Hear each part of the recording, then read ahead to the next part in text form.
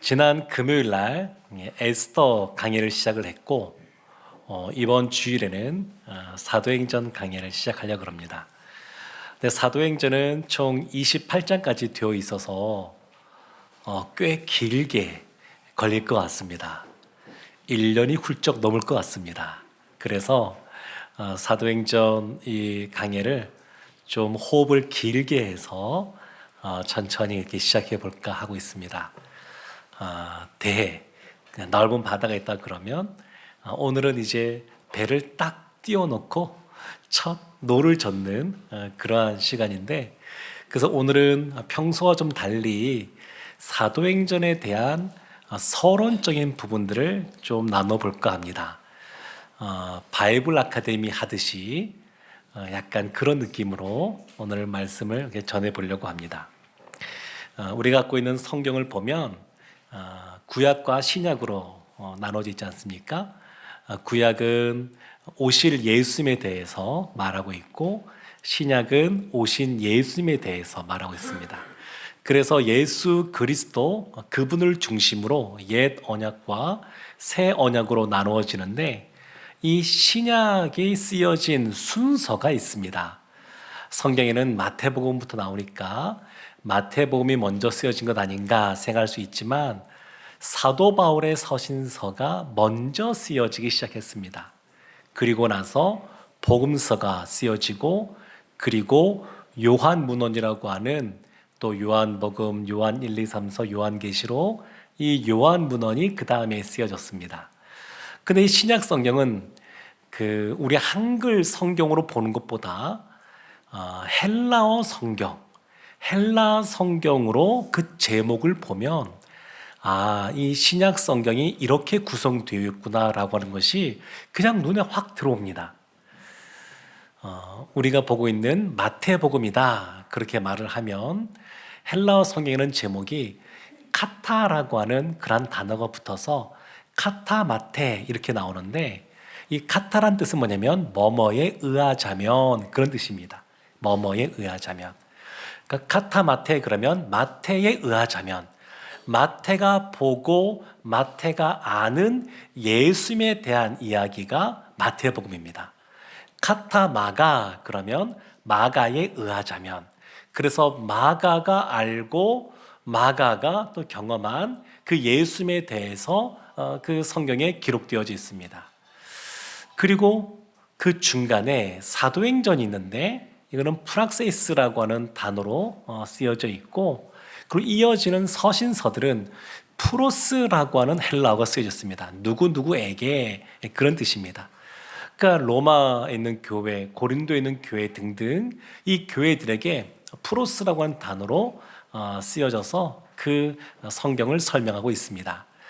그러니까 성경은 어떻게 구성되어 있는 거냐면 예수님에 대한 복음서, 그런데 그 복음서는 내가 만난, 내가 아는 그 예수님, 그 예수님에 대한 내용이 복음서 기록이 되어 있고, 그리고 누구누구에게 그 복음을 전하는 서신서가 있고, 그 사이에 그 말씀대로 살아간 행전이 끼어 있는 겁니다. 사랑하는 성도 여러분, 그래서 이 성경의 구성만 보더라도 신자인 우리가 어떻게 삶을 살아가야 되는지를 알 수가 있는데, 예수님에 대한 내용을 보면서 나만의 복음서가 있어야 됩니다. 나만의 복음서. 그리고 나만의 행전이 있어야 됩니다. 우리가 세례식 행할 때 또 세례 받고 입교하시는 분들이 이 앞에 나와서 우리 성도들 앞에서 고백하는 것이 뭐냐면, 내가 만난 예수님은 이런 분입니다. 그것을 먼저 고백합니다.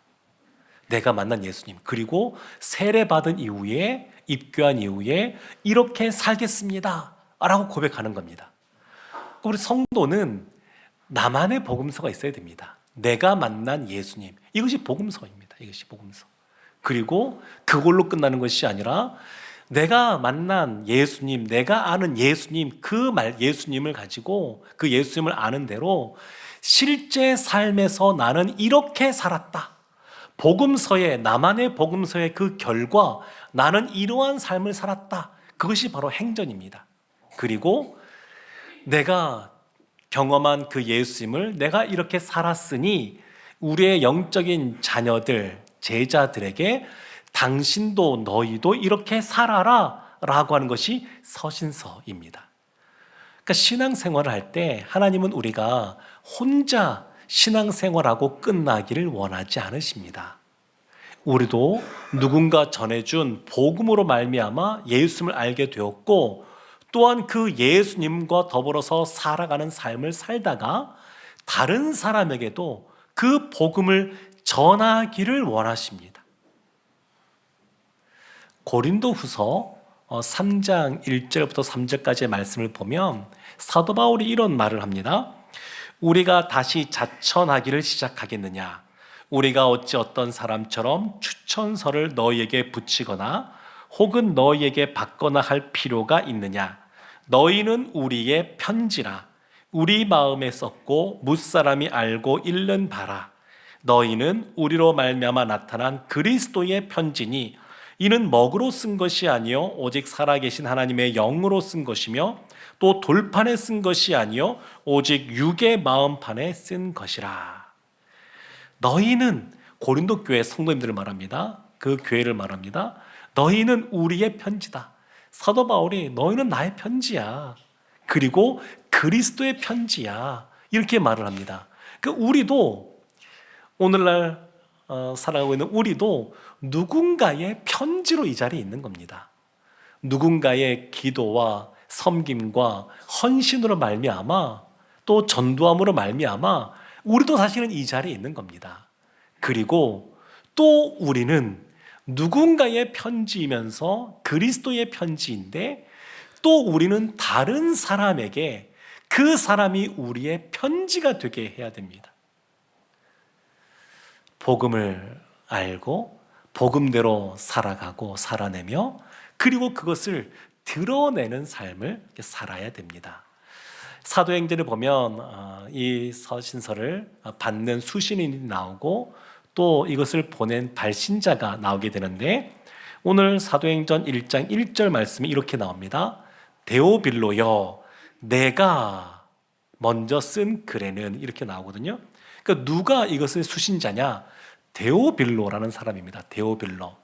데오빌로는 그 헬라어로 보면 두 개의 단어가 그 이름에 섞여 있는 건데 저도 제 이름 보면 학자가 배울 학자, 겸자가 겸손할 겸자, 이것이 합쳐져서 제 이름이 된 것처럼 데오빌로도 그렇습니다. 데오스라고 하는 것은 하나님이란 뜻이고 그리고 빌로는 필로스, 사랑이란 뜻입니다. 그래서 데오빌로 그러면 하나님을 사랑하는 사람 이런 뜻도 되고 하나님으로부터 사랑을 받는 사람 이런 뜻도 됩니다. 근데 이 데오빌로가 성경에 여기만 나오는 것이 아니라 또 다른 곳에 나온 부분이 있습니다. 누가복음 1장 3절에 보면 이렇게 말씀이 나옵니다. 그 모든 일을 근원으로부터 자세히 미루어 살핀 나도는 누가입니다. 데오빌로 각하에게 편지를 써보내고 있습니다. 여기서는 데오빌로 각하라고 합니다. 각하. 그러니까 데오빌로란 뜻이 하나님께 사랑받는 사람, 하나님을 사랑하는 사람 이런 뜻이니까 이렇게 주장하는 우리와는 좀 다른 신학자가 있었는데 이렇게 주장하는 겁니다. 데오빌로는 실존 인물이 아니라 가상의 이방인 그리스도인들을 말하는 것이다. 근데 대부분의 학자들은 이것을 받아들이지 않습니다. 왜냐하면 누가복음 1장 3절에 보았듯이 데오빌로를 각하라고 말하고 있기 때문입니다. 그의 신분을 분명하게 드러내고 있기 때문에 실존 인물로 보고 있습니다. 근데 참 재밌는 게 뭐냐면 누가복음에서는 데오빌로 각하라고 말하는데 사도행전에서는 각하란 말을 빼버렸습니다. 데오빌로라고 쓰고 있습니다. 그러니까 어떻게 우리가 이해할 수 있는 거냐면 누가가 데오빌로 각하에게 예수님의 그 말씀과 행함을 누가복음을 써서 서신서를 보냈더니 데오빌로가 그 서신서를 읽고 예수님을 믿는 그리스도인이 된 겁니다. 그래서 각하, 그 높은 지위에 있는 사람을 그 각하를 빼고 그냥 데오빌로 형제라고 부르고 있는 겁니다. 제가 블레싱에 가보니까 블레싱이 요즘에 서로 부를 때 형제님, 자매님 그렇게 부르더라고요. 네, 너무 좋은 겁니다. 너무 성경적인 표현들이고 좋은 겁니다. 아무리 사회적으로 신분이 높은 각하라 한다 할지라도 그리스도 안에 있으면 다 형제요 자매입니다. 형제요 자매.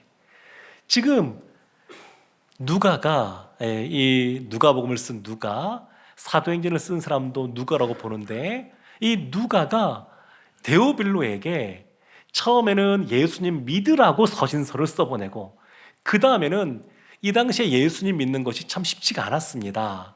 여러 가지 사회적인 압력도 있고 불이익도 있었습니다. 그런데 그런 상황에서 흔들리지 말고 알고 있는 복음대로 삶을 살아가라고 이 사도행전을 써보낸 겁니다. 근데 누가복음이 총 24장, 그리고 사도행전이 총 28장, 24 더하기 28이면 얼마인가요? 우린 계산을 너무 잘하셔요. 산수 너무 잘하시네. 52장, 꽤 양이 많습니다. 근데 꽤 많은 이 양을 누구에게 쓰고 있는 거냐면 데오빌로 한 사람을 위해서 지금 쓰고 있는 겁니다. 그러니까 누가가 한 사람을 위해서 많은 자료들을 준비하고 연구하고 또 본인이 경험한 것들을 그 안에 녹여내서 이 긴 서신서를 써보낸 겁니다. 한 번도 아니고 두 번이나. 그러니까 우리의 관심도 어디에 있어야 되냐면 한 영혼에게 있어야 됩니다. 아직 복음을 듣지 못한 그 영혼에게 우리의 관심이 있어야 되고, 또 그 영혼이 주 앞에 나오면 그분이 이 일상 살아갈 때 흔들림 없이 신앙생활할 수 있도록 그분에게 관심을 기울여야 됩니다. 교회 공동체는 그래야 됩니다. 그런데 이런 모습은 누가가 먼저 보여준 것은 아니고 사실 예수님이 먼저 보여주셨습니다. 예수님이 이 땅에 있는 우리를 위해서, 나를 위해서 기꺼이 대가를 지불하시고, 우리가 무엇이간데 그냥 하늘 보좌를 버리고 이 땅에 자기를 낮추시는 육체를 입고 오셔서 우리를 위해 생명을 내어주셨습니다. 예수님이 우리 한 영혼에게 관심을 기울이시고 집중하셨기에 주님을 따라가는 우리도 한 영혼에게 집중해야 될 줄로 믿습니다. 이 서신서를 보낸 사람은 많은 사람들이 누가라고 봅니다. 사도행전에는 누가라는 표현이 나오지 않지만, 그러나 누가복음과 사도행전을 비교해 보면 그 쓴 글이 아주 고급스러운 헬라어들을 쓰고 있습니다. 그리고 문학적인 양식도 비슷합니다. 그리고 신학적인 경향성도 같습니다. 그래서 누가복음과 더불어서 사도행전의 저자도 누가라고 봅니다. 그리고 초대교회 때부터 누가가 사도행전의 저자다 이렇게 인정하고 있었습니다. 누가가 그러면 누구냐? 누가가 누군가? 네. 그 성경에 딱 3번밖에 나오지 않습니다. 자세히 나오지 않고 사도 바울의 서신에 딱 3번 등장하는데, 골로새 4장 14절 말씀이 이렇게 나옵니다. 사랑을 받는 의사 누가와, 그러니까 의사라고 말합니다. 사랑받는 의사 누가. 그러니까 누가는 의사입니다. 그리고 많은 학자들은 이 의사 누가가 누가복음과 사도행전을 쓴 사람이라고 봅니다. 그러니까 의사입니다. 의사. 그러면 오늘날과 달리 이 당시의 의사는 보통 어떤 사람이 의사였냐면 사회 지도층으로부터 의료 공부를, 의학을 공부하게 해서 그 지도층을 섬기게 하던 그러한 그 당시의 문화가 있었습니다. 그러니까 노예입니다. 그러니까 누가라고 할 때 루카스라고 하는데, 그 루카스라고 할 때 끝에 AS라고 붙는 이 표현은 그 당시에 노예들에게 흔히 붙이는 그런 이름의 표현입니다. 그래서 이 누가는 이방인인 뿐일 뿐만 아니라 노예였던 것으로 많이들 보고 있습니다. 근데 지금도 제가 전설을 한번 이야기해 볼게요. 전설은 교차 검증이 되지 않아서 전설이라고 하는 건데, 데오빌로가 자신의 그 하인, 그 노예인 누가를 그 의학 공부를 시킨 겁니다. 그리고 이 누가가 의사가 된 다음에 이 데오빌로의 큰 병을 고쳐주었다 그럽니다. 그래서 데오빌로가 그 병 고침 받은 이후에 그 누가에게 고마운 마음을 갖고 그 노예에서 해방시켜 준 겁니다. 자유를 준 겁니다. 그래서 이 누가가 자유를 얻은 다음에 예수님을 듣게 된 겁니다. 그리고 예수님을 믿게 된 다음에 그 예수님이 주시는 그러한 기쁨과 감격과 구원의 은혜를, 그 벅찬 은혜를 본인만 갖고 있는 것이 아니라 자신을 공부시켜주고 또 자유를 준 그 데오빌로에게 이 예수님을 소개시켜주기 위해서 누가복음을 썼고 사도행전을 썼다, 이런 전설이 있습니다. 그런데 이 의사인 누가에 대해서 빌레몬서 1장 24절에서는 바울이 이렇게 말합니다. 또한 나의 동력자 누가, 이렇게 말합니다. 나의 동력자, 바울의 동력자였습니다. 바울의 동력자.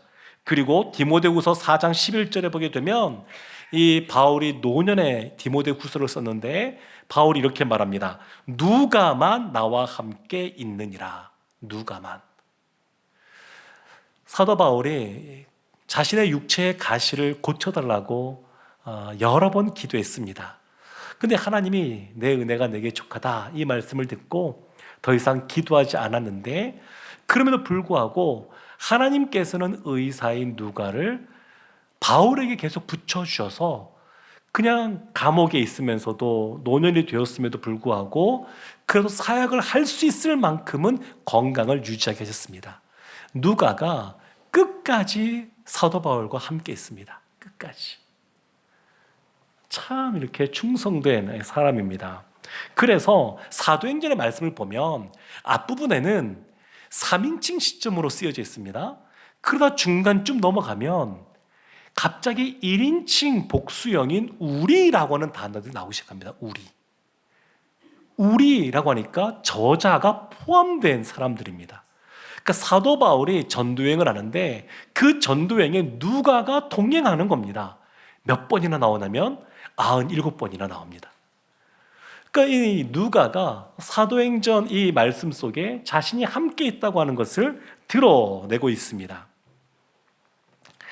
이제 본격적으로 본문으로 들어가려고 할 텐데, 들어가는데 우리 1절과 2절 말씀을 함께 합독하도록 하겠습니다. 데오빌로여, 내가 먼저 쓴 글에는 무릇 예수께서 행하시며 가르치시기를 시작하심부터 그가 택하신 사도들에게 성령으로 명하시고 승천하신 날까지의 일을 기록하였노라. 아멘. 지금 누가가 내가 먼저 쓴 글이 있다, 누가복음이죠. 근데 사실 우리가 전서, 후서 이름만 안 붙였지 사실 누가복음과 사도행전은 전서와 후서 역할을 합니다. 전서와 후서, 쓴 사람이 같고 그리고 이것을 받는 사람이 같습니다. 그래서 누가복음과 사도행전은 크게 보면 하나의 책이라고 볼 수도 있습니다. 그 내용이 이어집니다. 그러면서 사도행전을 시작하면서 축약, 요약해서 딱 2절 말씀에 누가복음 내용을 요약하는데 아주 특별합니다. 아주 간단합니다. 첫 번째는 예수께서 행하셨다. 두 번째는 가르치시기를 시작하셨다. 세 번째는 성령으로 명하셨다. 네 번째는 승천하셨다. 아주 심플합니다. 예수님의 그 생애를, 공생의 사역을 아주 4가지로 아주 그냥 간단하게 이렇게 기록합니다. 그러니까 심플하다 그래서 그냥 무료한 것이 아니고 이 단순하다고 하는 것은 그만큼 소명에 따르는 삶을 살았다는 뜻입니다. 예수님은 이 땅에 오신 목적대로 다른 것들은 다 가지치기를 해버리고 오직 하나님이 부르신, 하나님이 주신 그 사명대로 삶을 사셨습니다. 제자반 하시는 분들도 계시는데 제자 사역할 때 제일 중요한 것 중에 하나가 뭐냐면 가지치기입니다. 가지치기. 그냥 가정에서도 뭐 직장에서도 뭐 교회에서도 여러 군데에서 나를 요구하는 사람이, 원하는 사람이 너무 많습니다. 또 가정주부이신 분들도 너무 요구하는 분들이 많습니다. 그런데 그것을 다 하면 그 훈련 가운데 임할 수가 없습니다. 그래서 가장 중요한 것, 가장 우선순위에 둬야 될 것, 그것이 훈련인 줄 알고 나머지를 가지치기를 하는 겁니다. 삶을 단순화시키는 겁니다. 예수님이 그러셨습니다. 근데 예수님께서 하신 것들을 보게 되면 첫 번째가 행하심입니다. 행하시며. 가르치신 것이 먼저가 아니라 행하신 것이 먼저입니다. 예수님은 먼저 행하셨습니다. 그리고 나서 가르치셨습니다. 우리가 누군가에게 서신서, 다른 사람에게 편지를 써보낼 때에 내가 행하지 않고 너는 이렇게 살아라 말하는 것이 아니고 나만의 복음서를 가지고 나만의 행전의 삶을 살아내고 그리고 나서 다른 사람에게 당신도 이렇게 사십시오 라고 편지를 써보내는 것처럼 예수님이 먼저 행하셨습니다. 먼저 그렇게 사셨습니다. 그리고 나서 가르치신 겁니다. 근데 가르치기를 시작하며 라고 말합니다. 시작하다는 말도 중요합니다. 예수님의 그 말씀, 그 가르치심이 복음서로 끝난 것이 아니라 복음서로 가르치기를 시작했다는 겁니다. 그러면 계속 끝나지 않았다는 뜻 아니겠습니까? 예수님의 가르침이 어디 나타나느냐? 사도행전에 나타난다는 겁니다. 지금 그것을 다 암시하고 있습니다. 사도행전은 그 성령께서 이제 사도들 가운데 능력도 주시고 이끌어 가시고 그래서 이 놀라운 역사가 나타나겠는데 사실 성경은 사도행전에서 예수님, 이 성령을 예수의 영이라고 말합니다. 예수의 영. 그 사실 예수님께서 사도행전을 통해서 계속해서 가르쳐주고 계신 겁니다. 그래서 사도행전을 제2의 복음서라고 부르기도 합니다. 그리고 또 보면 세 번째는 성령으로 명하시고 성령으로 명했다. 복음서에서는 나오지 않는 말입니다. 근데 여기에서는 사도행전에서는 성령으로 명했다 이런 표현이 나옵니다. 그러니까 예수님의 그 사역은 사실은 복음서 안에서도 성령으로 명했다라고 하는 것이 베드로 사도가 사도행전 10장에 고넬료 집에 가서 설교를 하는데 그 설교할 때 이런 말을 합니다. 하나님이 나사렛 예수에게 성령과 능력을 기름 붓듯 하셨음에 그가 선한 일을 행하고 마귀에게 눌린 모든 사람을 고치셨으니 예수님께 성령과 능력을 기름 붓듯 하셨기에 예수님이 그 사역을 감당했다는 겁니다. 사실 예수님은 그 안에 참 하나님 100% 신성의 모습이 있으면서 동시에 참 사람, 인간 100% 인간의 모습이 있으십니다. 예수님이 100% 하나님의 모습만 있다 그러면 뭐 능력을 덧입어서 뭔가를 한다 이런 표현을 쓸 필요가 없습니다. 안 그러셔도 됩니다. 근데 지금 예수님께서 성령의 기름 부으심을 받고 사역을 감당했다는 것은 예수님의 그 인성의 부분을 드러내는 겁니다. 그래서 예수님께서 새벽 미명부터 나가셔서 기도하셨고 밤이 새도록 기도하셨고 변화산상에 올라갈 때에도 그 제자들을 기도하러 데리러 산에 올라가신 겁니다. 예수님의 그 놀라운 사역에는 기도가 있었습니다. 기도하며 성령의 능력을 덧입고 그리고 놀라운 일들을 감당하셨습니다. 우리가 주님의 제자로 산다고 하는 것, 예수님을 닮아간다는 것인데 예수님을 닮아간다라고 할 때에 예수님의 그 신성, 100% 하나님의 그 모습, 그것을 닮아가라는 것이 아닙니다. 예수님은 참 사람의 모습으로도 이 땅에 오셨는데 그 참 사람의 모습으로 오셨음에도 불구하고 기도함으로 능력받아 주신 사명을 감당했던 것처럼 우리도 기도함으로 성령의 능력을 받아서 하나님이 주신 사명을 감당하라는 겁니다. 그 사도행전을 보면 1장 그 뒷부분에 보게 되면 그 120명의 성도가 예루살렘을 떠나지 않고 마가의 다락방에 모여서 오로지 성령이 임할 때까지 기도하고 있습니다. 그리고 성령의 능력을 덧입습니다. 그 나가서 담대히 복음을 선포합니다.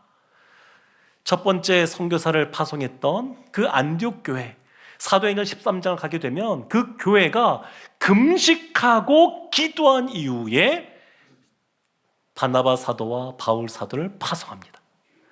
그러니까 똑같은 겁니다. 예수님이 기도하고 성령을 덧입어서 사역을 감당했던 것처럼 사도행전에 보면 사도들이 기도함으로 성령의 능력을 덧입고 주신 사명을 감당했습니다. 그래서 이 누가가 성령으로 명하셨다, 이런 것들을 표현하고 있는 겁니다. 사랑하는 성도 여러분, 오늘날 전도하기가 참 어렵습니다. 갈수록 더 어려워집니다. 그런데 전도하기 어려웠던 것은 2000년 동안 변함이 없었습니다. 우리나라 70년대, 80년대 폭발적인 붕이 있었는데 그때가 아주 특별한 은혜의 때였습니다. 그 전도하기 어려운 것은 너무나 당연한 것이고, 그리고 이 당시에는 지금보다 더 어려웠습니다. 예수님 믿으면 경제적으로 손해도 봐야 되고 사회적으로 불이익도 받아야 되고, 심지어 쫓겨나서 하나님을 예배하기 위해서 그냥 무덤 속으로 들어갈 수밖에 없는 그러한 삶들을 살았습니다. 근데 그럼에도 불구하고 사도행전을 보면 참 감동이 있는데, 성령의 역사심 속에 하나님의 말씀, 복음이 담대하게 거침없이 전파됩니다. 가는 곳마다 교회가 세워집니다. 오늘날보다 상황이 더 안 좋습니다. 더 어렵습니다. 그럼에도 불구하고 성령이 역사하시니까 그와 같은 놀라운 일들이 들불처럼 번져나가게 됩니다. 그래서 우리에게 소망이 있습니다. 오늘날 살아가는 우리도 상황이 여러 가지 어렵고 힘든 건 많이 있지만 예수님이 그러셨던 것처럼 우리도 기도하고 능력받아 하나님이 주신 놀라운 일들을 넉넉히 감당할 수가 있습니다. 사도행전의 공식적인 이름은 사도들의 행전입니다. 사도들의 행전. 근데 사도행전에 그 12사도에 대한 이름은 그냥 일장에 한 번 나오고 그 다음에 안 나옵니다. 주로 보면 앞부분에는 베드로 사도에 대한 이야기, 그리고 뒷부분은 바울 사도에 대한 이야기가 주를 이룹니다. 그래서 사도들의 행전이 아니라 어떤 면에서 보면 베드로와 바울의 행전, 이렇게 말할 수 있습니다.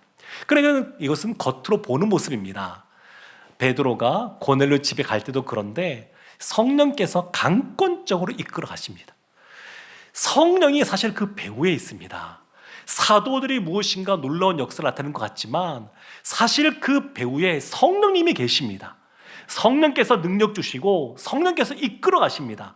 그래서 사도행전은 성령의 인도함을 받는 사도들의 행전, 이렇게 말할 수가 있습니다. 근데 이 사도행전의 말씀을 볼 때 우리가 지금 1절과 2절 말씀을 보면서 아는 것처럼 전제가 있습니다. 그 전제가 뭐냐면 복음서라는 겁니다. 예수님의 행하심이 전제입니다. 예수 행전이 없이 사도 행전은 있을 수가 없습니다. 예수 행전이 있어야 그 다음에 사도 행전이 나오는 겁니다. 예수님이 먼저 행하신 것이 있어야, 그리고 그것을 이어서 또 예수님의 길을 따라가는 사도들이 그와 같은 길들을 걸어가는 겁니다. 사도행전의 특징이 여러 가지가 있는데 그 중에 하나는 마무리가 좀 이상하다는 겁니다. 마무리가. 사도행전 28장까지 되어 있는데 그 28장 마무리가 좀 이상합니다. 이렇게 끝나도 되나? 그냥 담대하고 거침없이 복음이 전파되는 걸로 끝나고 맙니다. 그래서 이것은 의도적으로 누가가 썼다라고 볼 수 있는데, 누가는 이 사도행전 마무리를 이렇게 하면서 우리도 오늘날 살아가는 우리 신자인 우리가 나머지를 쓰라, 그런 뜻으로 지금 이렇게 남기고 있는 겁니다. 이렇게 말씀하시는 분이 계실지도 모르겠습니다. 목사님, 이 서신 사도행전 쓰고 나서 2000년이 지났는데 지금도 사도행전 29장을 써야 됩니까? 그 전에 선배들이 많이 있지 않았습니까? 생각할 수 있습니다만 그런 뜻으로 말하는 것이 아니고, 사도행전 29장을 쓰란 얘기는 그 이후에 하나님 나라가 다시 온전히 이 땅 가운데 임할 때까지, 예수님이 재림하실 그때까지 우리에게 주어진 그러한 사명이 있다고 하는 것을 드러내는 표현이 사도행전 29장이라는 말입니다. 사도행전의 주요한 내용이 뭐냐면 하나님 나라라는 겁니다. 하나님 나라. 사도행전 1장 3절에 보면 하나님 나라에 대해서 말을 하고 있고, 그리고 사도행전 28장 31절 마지막 절에도 하나님 나라를 말하고 있습니다. 그런데 그 이전에 예수님이 공생의 사역을 시작하신 마가복음 1장 15절을 봐도 예수님이 하나님 나라를 가르치는 것으로부터 시작합니다. 그러니까 우리의 신앙생활은 예수 그리스도로부터 시작하는 겁니다. 예수 그리스도로부터. 히브리서 그 12장 2절 말씀에 이런 말씀이 있습니다. 믿음의 주요 또 온전하게 하시는 이인 예수를 바라보자. 믿음의 주, 예수님이 믿음의 근원 되십니다. 믿음의 창시자입니다. 그러면서도 믿음의 결과는 구속인데, 그리고 그 완성이라고 볼 수 있는데, 예수님께서 믿음의 창시자이면서 완성자 되십니다. 근데 그 예수님을 바라보자라고 하는 것은 예수님이 100% 사람의 모습으로 계시면서, 그러면서 성령의 능력을 덧입어 믿음을 따라 사셨다라고 하는 그 예수님을 바라보는 겁니다. 신성이신 예수님을 닮아가자는 것이 아니라 인성의 모습이 있으면서도 기꺼이 하나님이 주신 사명을 넉넉히 감당했던 그 예수님을 바라보자는 겁니다. 그 예수님이 믿음의 창시자이면서 믿음의 주가 되시기 때문에 그 예수님을 바라보자는 겁니다. 사랑하는 성도 여러분, 우리가 하나님 나라를 위하여 이 땅에서 살아가야 될 줄로 믿습니다. 하나님은 우리가 혼자 그냥 신앙생활하고 끝나는 것, 그걸 원하지 않으십니다. 내가 예수님 믿고 말씀대로 살아갈 뿐만 아니라 다른 이들에게도 예수님을 알리기를 원하고 전하기를 원하십니다. 오늘 사도행전의 첫 시간을 시작했습니다. 서론적인 부분이어서 이런저런 이야기들을 이렇게 나누었는데, 사랑하는 성도 여러분, 이 이야기가 계속해서 지향하고 있는 바는 뭐냐면 헬라어 성경 프로스라고 하는 것처럼 누구누구에게 전하는 그러한 서신서가 있는 것처럼 우리는 누군가의 편지가 되어야 될 줄로 믿습니다. 다른 이가 우리의 편지가 될 수 있도록 우리가 그와 같은 사명을 받았습니다. 예수님이 그랬던 것처럼 우리도 우리의 삶 가운데 어떤 어려움이 있든 기도함으로 성령의 능력을 받고 성령 충만한 가운데 넉넉히 그 모든 것을 감당하고 사명자의 삶을 살아내는 우리 모두가 되기를 주님의 이름으로 축원합니다. 아멘. 우리 시간 말씀 생각하면서 기도하기 원합니다. 우리를 돌이켜보면